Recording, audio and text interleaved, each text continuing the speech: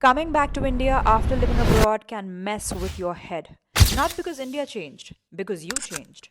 Suddenly you're in meetings where the boss speaks and everyone else goes silent. You're the only one asking questions, you're the only one pushing back, and people start looking at you like, why are you being so direct? At the same time, things that used to take 5 minutes abroad suddenly take days. Plans shift, systems bend, people step in, and you realize something pretty quickly. Living abroad doesn't just give you a degree or a job, it changes how you see authority, time, and people. And when you come back to India, that difference hits you immediately. One of the biggest reverse culture shocks for me was the office environment. In many companies in India, I see what's called the leader follower model. But in the West, I was used to something quite different, the leader leader model. So, in places like the UK and Ireland, junior colleagues frequently challenge their seniors. It's completely normal. But in India, I have noticed that respect is tied very closely to age and designation. Because of that, younger colleagues tend to defer decision making to authority. I remember when I first started interacting with teams in the Indian office during meetings, some people felt I was being very forthcoming, but honestly, I wasn't trying to be. In fact, I was slightly surprised by the pin drop silence in many meetings. Even when people clearly had strong opinions, they seemed hesitant to voice them in front of their colleagues. And many people genuinely seemed convinced that this is just how things work here. So instead of speaking up, they rely more on protocol than on taking initiative. Now, in my experience, things do change over time, but the key is to not get too influenced by the company culture around you, especially when you feel you're right. You'll figure it out. Just keep going with blinkers on. In the West, life is more scheduled. In India, life is more fluid. After leaving the UK, I haven't really been able to let go of punctuality, and now, strangely, I even feel a bit guilty about being punctual. It almost feels like I am putting pressure on people to be on time. And no, in India, people usually don't show up at the planned time. Plans change quite easily in India. In a more structured society, like many Western societies, things are so efficient that there has to be a certain strictness in how everything runs.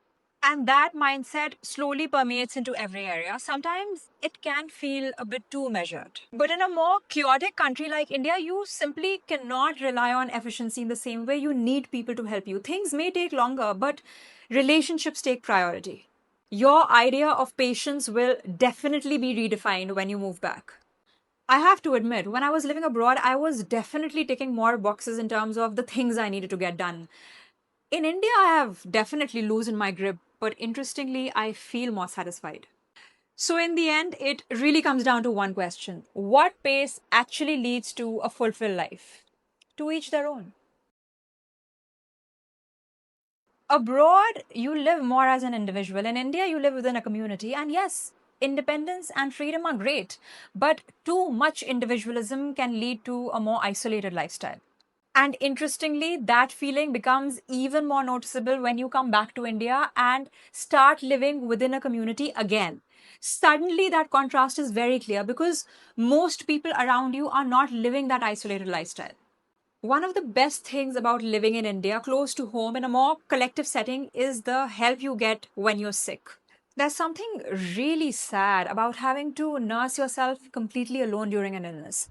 That experience can actually be quite traumatic and can sometimes lead to longer periods of isolation. I have experienced this myself, so I know it's real. Of course, there's also the not so fun side of living within a social network in India. People can sometimes be a bit too intrusive. They want to know every detail of your routine. They ask very personal questions about different areas of your life as if it's their birthright. And sometimes you're just thinking, I literally just met you. So, yes, there needs to be some balance between the warmth of community and personal boundaries. In the West, at least with all the banks that I dealt with in the UK, I was never able to bypass the system. In India, however, relationships often trump the system, even with all the crazy bureaucracy. A few years ago, I got an email from my bank saying they were freezing my bank account. I assumed it was spam, so I ignored the email. But then they actually froze my account, and suddenly I had no access to cash. And also, I did not have any cash with me, so I called the bank. They told me that I hadn't properly surrendered my NRI account, and apparently, you can't have both an Indian account and an NRI account with the same bank at the same time. Now, I had cancelled it, but not in person because this was during the COVID period. Anyway, the situation wasn't fun. For over a week, I had to ask my family and friends to pay for my Ubers, help me with groceries, and even deposit money to my neighbor's account because I couldn't withdraw money from my own. Eventually, I went to the bank with all the documentation. They asked me to write a note to request them to remove the freeze on my account.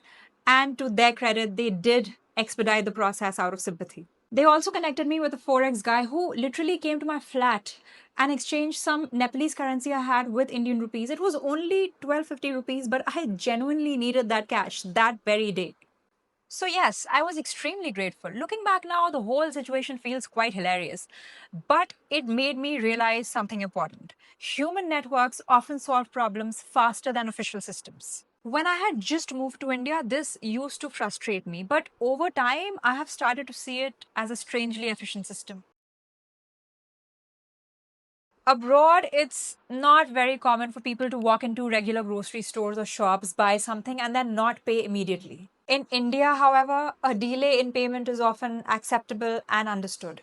For example, we can pay vegetable and grocery vendors later. There are security guards and shopkeepers who, if you build a good relationship with them, help you out with things that technically fall outside their list of duties. I'll admit, I shamelessly ask vendors to notify me on priority when a product arrives and not give it to anyone else. And honestly, this whole network of people who help you at so many levels is quite a wonderful system to be part of. Even simple errands start turning into small social interactions.